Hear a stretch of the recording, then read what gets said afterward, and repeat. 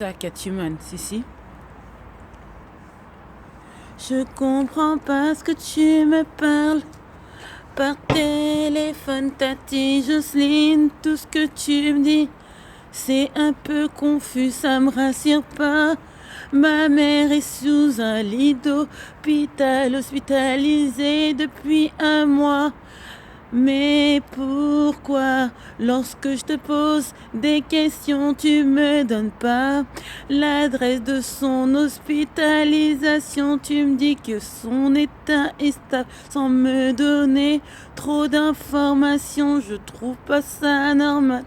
Entre toi et moi, il y a cette complication, confusion. Tu me parles d'une manière, t'es pas sa fille, je comprends ta position, mais avec tout ça, je me sens impuissante.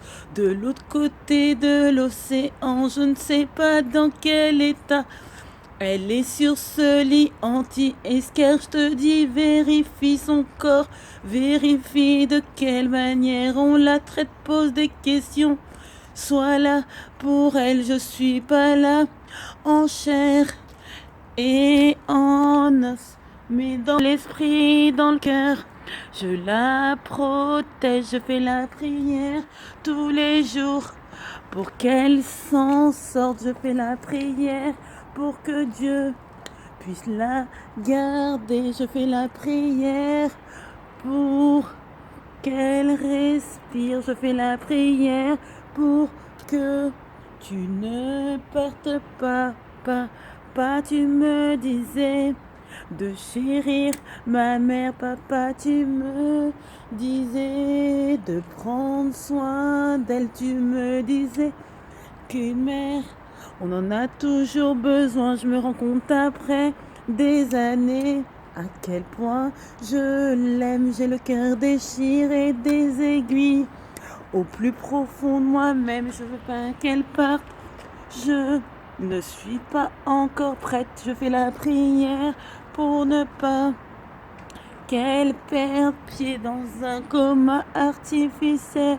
On lui donne soi-disant des médicaments pour les crises d'épilepsie. Ce que je comprends pas, mais pourquoi cette manière de la traiter comme ça?